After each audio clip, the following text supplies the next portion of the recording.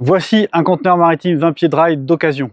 Je vous propose d'en faire un petit tour. Les conteneurs d'occasion dits dernier voyage ont largement vécu. Ils ont fini leur carrière dans le transport.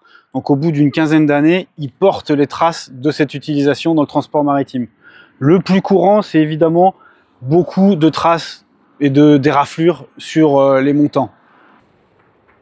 Aussi évidemment de la rouille sur les coins ISO, puisque sur les coins viennent s'agripper les machines qui servent à transborder les conteneurs des camions vers les bateaux, des bateaux vers les camions, ainsi de suite au cours de toute la chaîne logistique. Donc les coins sont souvent rouillés, mais c'est de l'acier Corten, donc ça craint pas la rouille sur le long terme. On va retrouver aussi des marques de choc, des traces de réparation.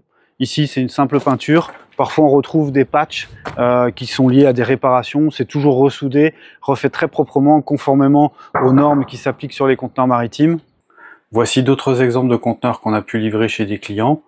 On voit par exemple des traces de frottement sur les parois. D'autres traces de frottement qu'on voit sur les parois du conteneur et toujours de la rouille généralement présente plutôt sur le cadre du conteneur. Parfois, certaines compagnies avant la mise en vente repeignent leur logo de façon à rendre anonyme le conteneur maritime. Sur celui-ci, c'est typique. La marque a été camouflée et on retrouve de la rouille sur le cadre et des traces de choc aussi également sur les parois. Sur celui-ci, de la rouille à nouveau sur le cadre. Et sur celui-ci, on voit particulièrement bien les traces de choc qui sont causées par le mouvement des marchandises à l'intérieur du conteneur et qui laissent des marques visibles à l'extérieur. Il y a de la rouille effectivement, mais sur de l'acier Corten, il ne faut pas s'inquiéter, la rouille n'est pas perforante. La rouille va créer une couche protectrice sur l'acier Corten et va empêcher l'air et l'humidité d'être en contact avec l'acier en dessous de la couche de rouille. Sur les conteneurs maritimes, on a 2 crémones sur chaque porte, munies chacune d'une poignée pour l'ouverture et la fermeture.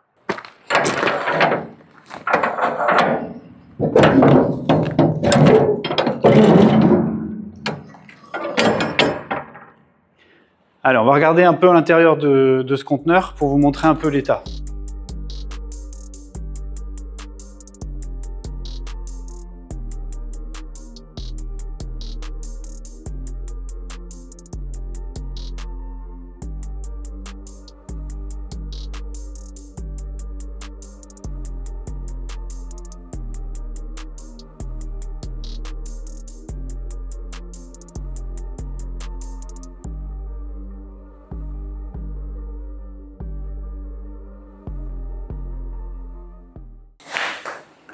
Le plancher, vous le voyez, il est toujours bien en place. Évidemment, les plaques, elles ont vécu, il y a des traces d'usure, mais le plancher qui est en contreplaqué marine de 28 mm est toujours en place, toujours fonctionnel. Il arrive parfois que sur certains modèles que l'on livre, lors de la révision du conteneur, des plaques défectueuses ont pu être remplacées. Donc parfois, on se retrouve sur certains modèles à avoir des plaques neuves entourées de plaques plus usées. Pour autant, le plancher est toujours bien en place, bien fixé à la structure du conteneur maritime en état d'usage.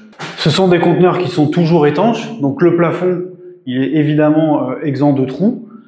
Il a une forme courbée, pourquoi? Pour laisser s'écouler l'eau de pluie sur les côtés. À l'intérieur, en ce qui concerne l'état des parois, il faut dire que c'est très hétérogène.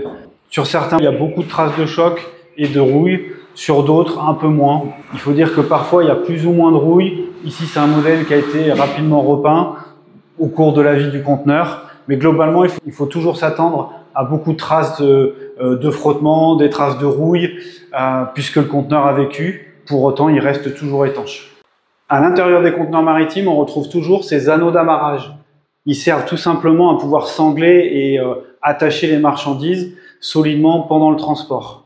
Ces anneaux-là vont pouvoir vous servir vous aussi pour vos aménagements, mais en particulier à suspendre des supports d'étagères que vous trouverez dans notre boutique dans la rubrique des accessoires. Ce conteneur en particulier, il fait partie des conteneurs qui sont les plus propres, on va dire.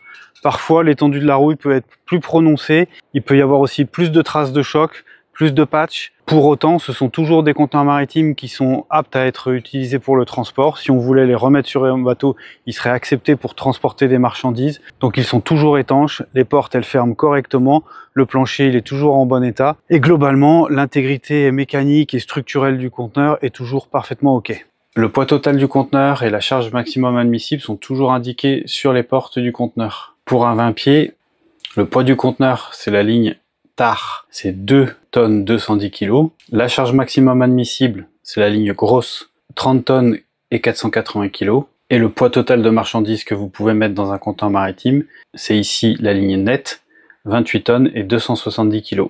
Le volume utile de ce conteneur de 20 pieds dry, c'est 33,2 m3. Les dimensions extérieures d'un conteneur maritime 20 pieds dry, c'est 6,06 m en longueur, 2,59 m en hauteur et 2,44 m en largeur. Et les dimensions intérieures, c'est 5,90 m en longueur, 2,35 m en largeur et 2,39 m en hauteur.